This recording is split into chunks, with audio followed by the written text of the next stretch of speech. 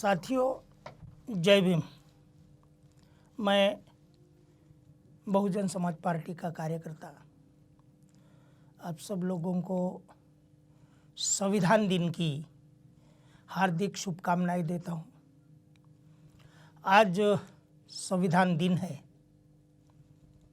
संविधान निर्माता डॉक्टर बाबा साहब अम्बेडकर, इन्होंने जो भारत का संविधान जो निर्माण किया, उस संविधान को अमल करने का आज दिन है। ये भारत का संविधान है।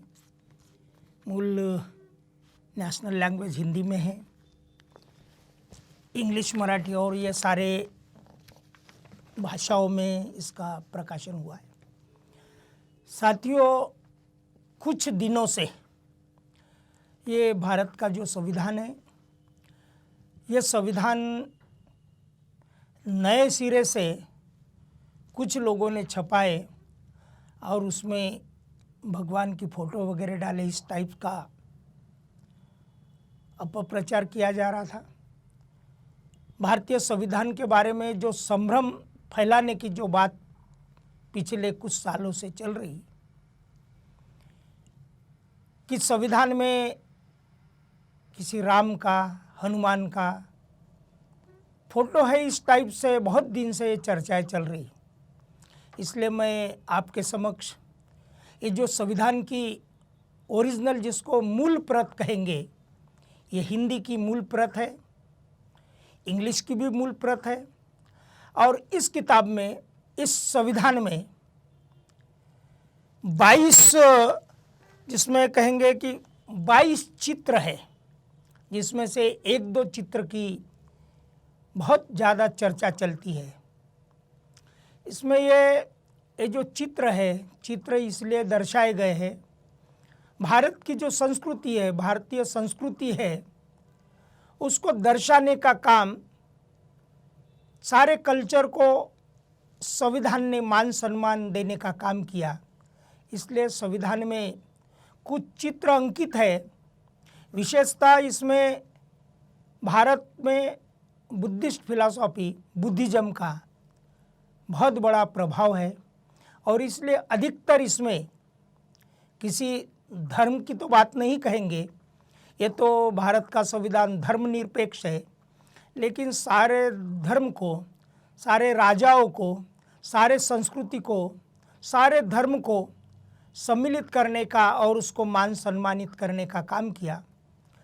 जैसा कि इसकी शुरुआत हम कहते हैं, तो शुरुआत जो हुई है, ये भारतीय संस्कृति का जो मूल चित्र है, जिसको मूल निवासियों का प्रतीक कहते हैं, वृषभ जिसको कहते हैं, बैल, इसको बताया गया है, जो खेती का काम वगैरह जो करता है। तो ये बुद्ध संस्कृति में भी ये वृषभ को, किसान को, और ये बैल को बहुत एक शौर्य का प्रतीक माना गया है। यहाँ से पहले नंबर की शुरुआत हुई, और फिर नागरिकता से लेकर तो सारी बातें, इसमें अभी मैं ये कहूँगा कि संविधान में बुद्ध का चित्र है, महावीर का चित्र है, राम का चित्र है, शिवाजी का चित्र है, रानी दुर्गावती का चित्र है, ये टीपू सुल्तान का चित्र है, गांधी जी की दांडी यात्रा है, सुभाष चंद्र बोस इसमें अंकित किए गए हैं, ये अकबर का भी है, शिवाजी है, और उसके साथ में जो उस वक्त के सिखों के जो गुरु है, उनका भी चित्र है, और जो व्यापार, जो जहाज़ों से जैसा व्यापार करते गांव का चित्र है, भिक्षुओं को जो बुद्ध ने संदेश दिया, जो प्रवचन दिया, उसको भी अंकित किया। सारे धर्म के विहार, मंदिर, मस्जिद, ये सारे उस चित्र में अंकित है। लास्ट में जैसा कि नालंदा का भी बौद्ध चित्र अंकित किया गया है, जैसा कि ये मक्का मदीना, इसका भी चित्र उसमें अंकित किया गया लास्ट में।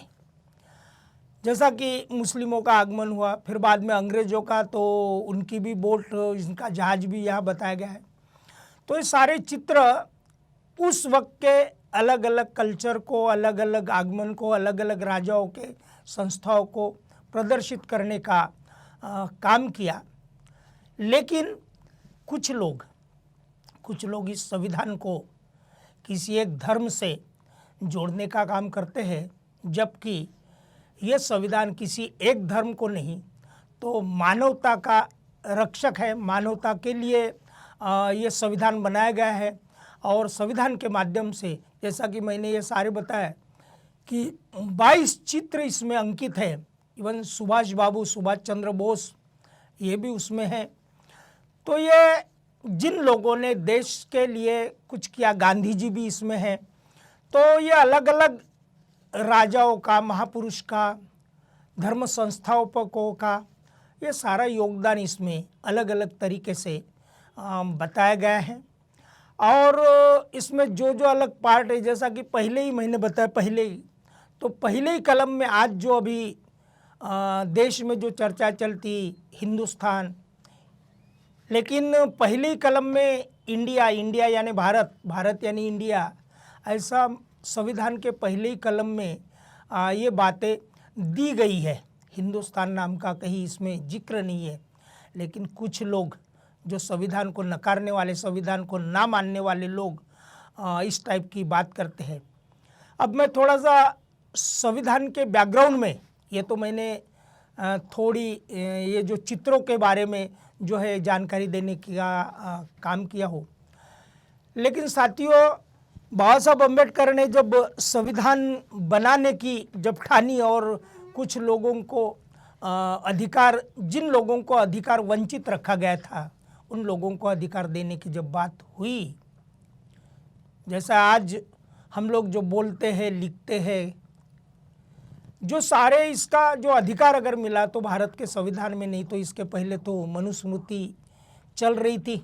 आज मनुस्मृति वाले लोग संविधान को चलाने की बात करते हैं और इसलिए उनको बीच बीच में मनु के विचारों की याद आती है और वो संविधान को रोकने का, संविधान को तहस नहस करने का, संविधान पे ब्लेम लगाने की बात करते। साथियों, संविधान देते वक्त बाबा साहब अम्बेडकर ने आज ही के दिन, ऐसा 25 नवंबर को बाबा साहब अम्बेडकर ने पार्लियामेंट के अंदर में संविधान जब दिया तो राज्यकर्ताओं के हाथ में तब एक इशारा दिया था।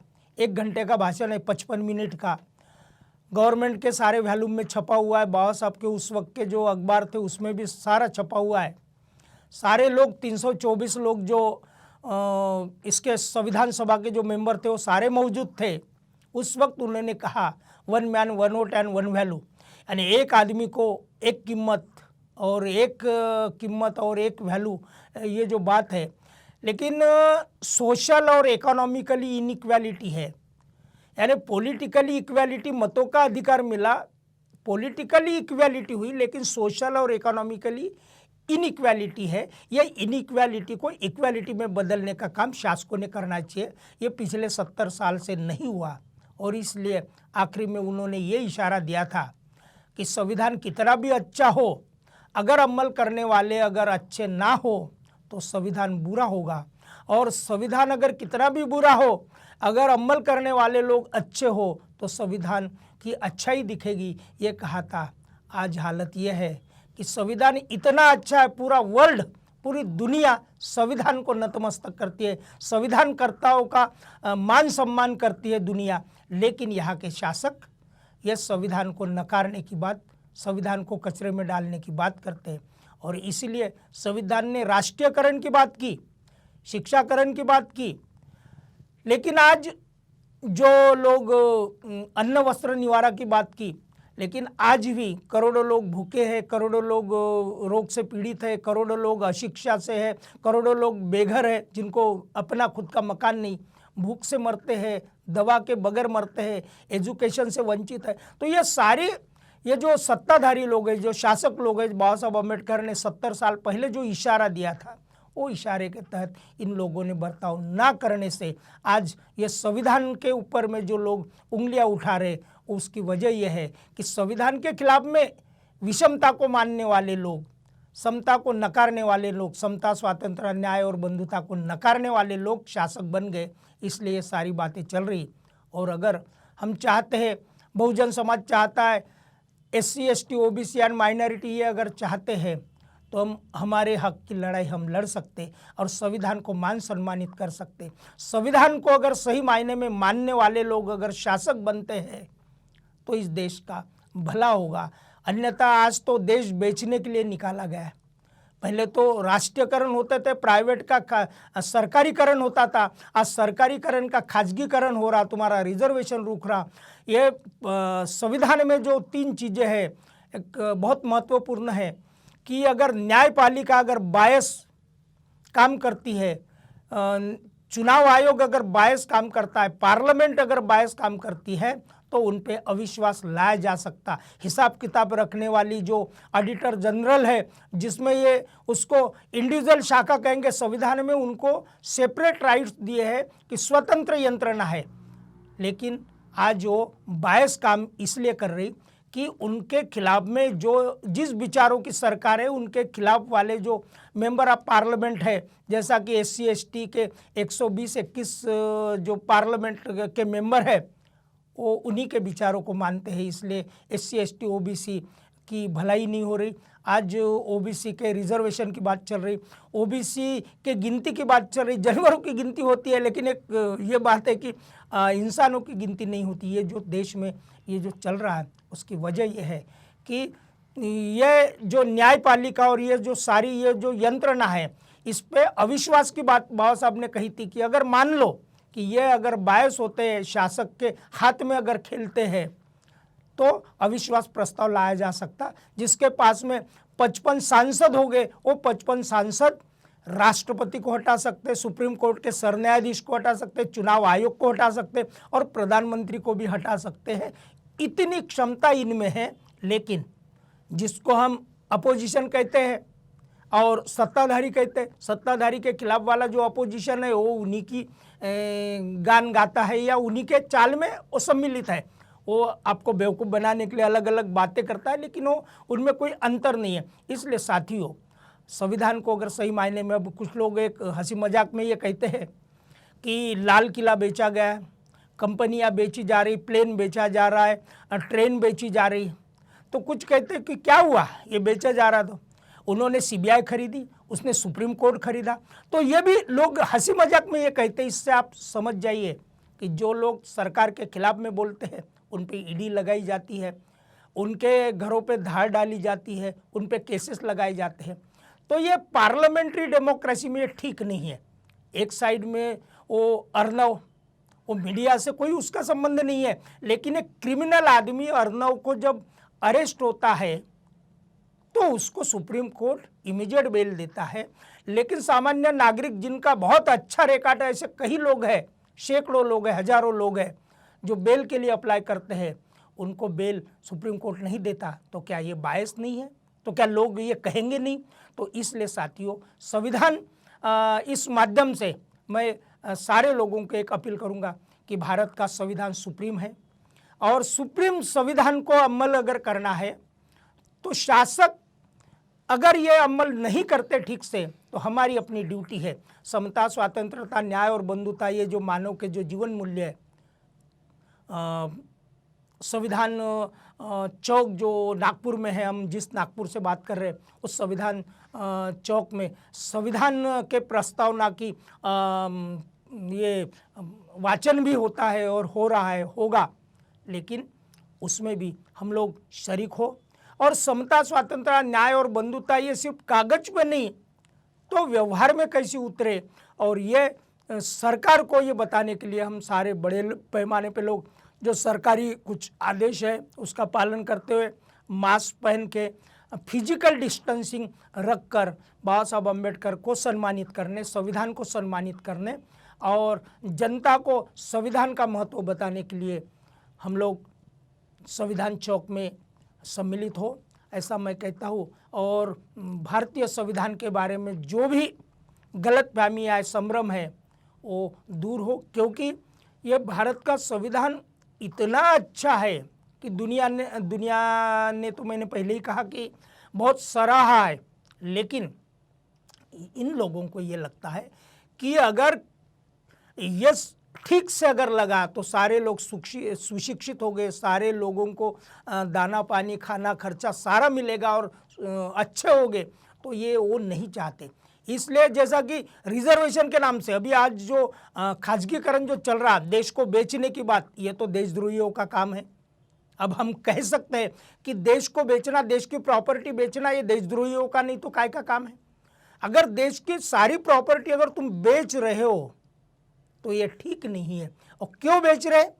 शासन प्रशासन में जो पिछड़े समाज का जो है, दलित, आदिवासी, ओबीसी, माइनॉरिटी, ये समाज के लोग उसमें ना जाए, इसलिए खाजगीकरण कर रहे और खाजगीकरण करके रिजर्वेशन को रोक लगा रहे। जिस रिजर्वेशन पे बोलने की कोई ज़रूरत नहीं सुप्रीम कोर्ट अपने पद से, जबकि संविधान के अंदर में 15-16-17 में ये सारे रिजर्वेशन की इसकी फंडामेंटल राइट्स है, लेकिन उस पर जब नहीं उन्होंने बोलना चाहिए उस पर, लेकिन हर वक्त में अपने डिसीजन देने की बात करता है सुप्रीम कोर्ट।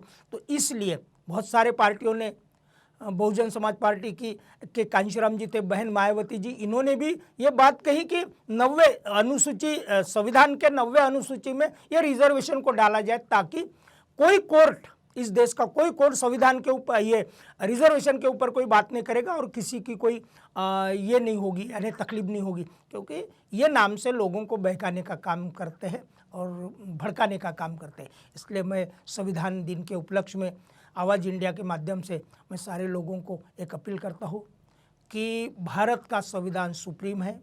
संविधानकर्ता बाबा साहब अम्बेडकर ने जिन लोगों को सारे न्याय की बात की, ये सारे 100% लोगों को, ये तो बहुजन की बात चलती है, लेकिन सर्वजन सभी लोगों को न्याय इस संविधान से मिलता है। हम क्या खाए, कहाँ सोए, कहाँ जाए, क्या करे, ये सारी बातें अगर कोई देता है, अगर हम पे कोई अटैक करता है, अन्याय करता है, तो उसका परिमार्जन करने के हिसाब से, जैसा कि महिलाओं को भी जो राइट्स नहीं था, ये सारी बातें, सारा राइट्स, तुम आज जो भी जिंदे हो वो संविधान के वजह से जिंदे हो, नहीं तो तुम अगर किसी मुखिया के खिलाफ में बोले तो तुम मारे गए रहते, काटे गए रहते, तुमको कहीं का नहीं छोड़ा रहता इन लोगों ने, प्रस्तापितों ने। लेकिन संविधान होने से ये सारे खुशहाली दिख रही है, लेकिन ये खुशहाली भी उनको अच्छी नहीं लगती। इसलिए अगर आप खुशहाली से रहना चाहते हो तो संविधान पे अमल करने के लिए पॉलिटिकल पावर बनाइए। और ये जो शासक है, शासक के विरोधक है, ये जो सारे मिले मुले जो लोग हैं, प्रस्तापित लोग हैं, तो इन लोगों को हटा के बहुजन समाज जो है, बाबा साहब को मानने वाला, फुले को मानने वाला, शाहू को मानने वाला, संविधान को मानने वाला, इनको शासक बनाए, ऐसी मैं अपील करता हूँ और मैं मेरी बात को रोकता हूँ। धन्यवाद। जय भीम, जय भारत।